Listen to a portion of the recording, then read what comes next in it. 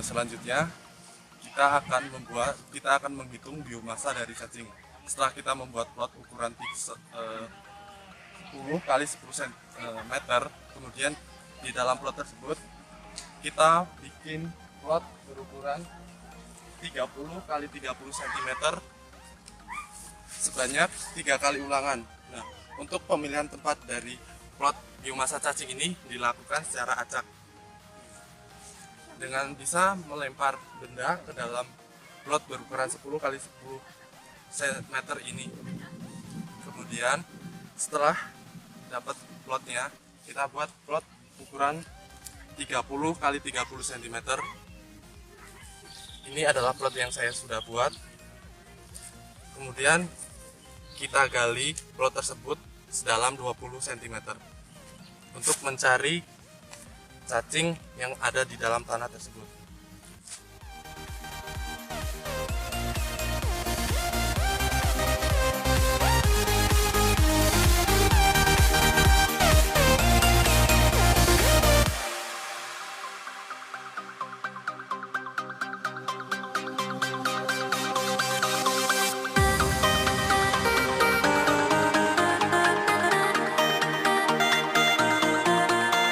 Setelah terbentuk dengan kedalaman 20 cm, tanah yang kita gali tersebut kita cari jumlah cacingnya.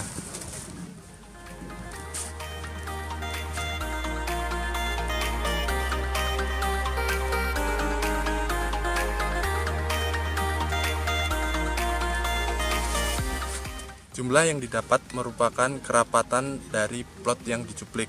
Sementara untuk menghitung biomasa cacing, kita dapat menimbang berat basah cacing, kemudian kita oven, kita timbang berat keringnya, kemudian kita masukkan rumus, yaitu berat basah dikurang berat kering sama dengan hasilnya merupakan biomasa dari cacing dari plot cuplikan yang kita ambil. Kali ini kita akan membuat pill fall trap. Tujuan membuat pill fall trap itu yaitu untuk mengetahui keanekaragaman arthropoda malam dan siang di tanah. Pertama kali kita akan membuat plot 30 kali 30 cm. Kemudian kita akan membuat lubang untuk penempatan wadah plastik. Nah, wadah plastik ini diisi dengan sabun dan alkohol. Sabun berfungsi untuk menarik arthropoda tanah yang mau masuk, kemudian alkohol berfungsi untuk mengawetkan hewan yang sudah tertangkap. Setelah itu, kita akan tutup dengan serasa untuk menyamarkan wadah plastiknya.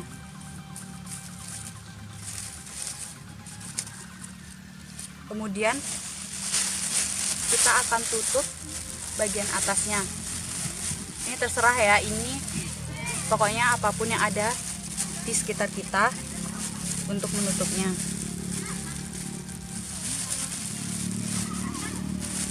Kemudian untuk mengetahui keanekaragaman arthropoda malam itu kita memasang wadah plastiknya, dipasang sore, kemudian diambil saat pagi hari. Kemudian untuk mengetahui keanekaragaman siang kita memasangnya itu pagi, kemudian diambilnya sore. Baiklah, ini merupakan hewan arthropoda yang telah terperangkap di dalam travel tape ini. Ini merupakan hewan yang terperangkap pada keanekaragaman arthropoda siang. Alat untuk mengukur profil tanah secara vertikal menggunakan auger.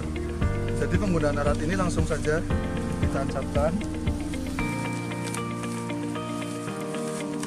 3. Alat ini dapat melihat horizon atau lapisan profil tanah secara vertikal, yaitu horizon O, A, B, dan C.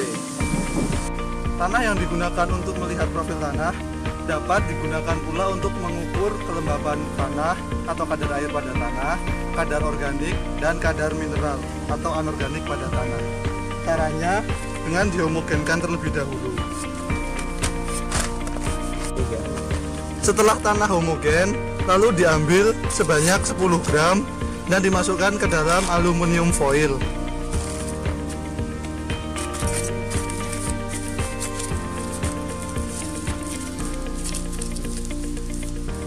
Setelah itu diberi kode plot 1.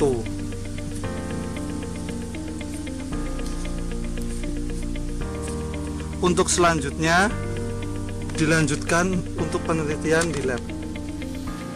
Setelah tanah homogen, lalu diambil 10 gram untuk selanjutnya dilakukan pengukuran lebih lanjut di laboratorium. Baik, selanjutnya kita akan menentukan tentang kerapatan proses tanah, yaitu menggunakan alat core sampler. Cara yang pertama, kita lihat di tanah, jika ada rumput-rumputan kita cabut dulu. Kita singkirkan rumput dan serasanya. Jika serasa sudah bersih, kita tancapkan core sampler ini hingga ke permukaannya.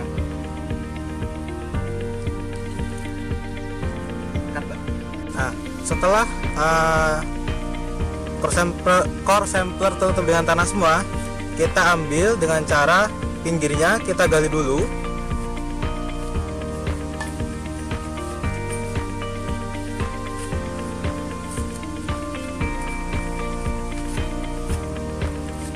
Setelah dirasa cukup, kita ambil dengan sekop hingga bagian dasar core samplernya. Oke, sudah terambil. Jadi selanjutnya kita masukkan tanah yang di dalam core sampler ini ke dalam aluminium foil.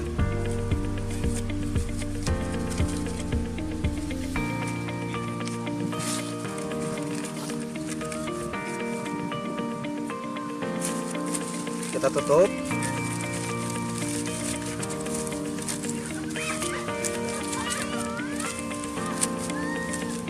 Tutup dengan rapat. Kemudian kita beri nama plot yang pertama, P1.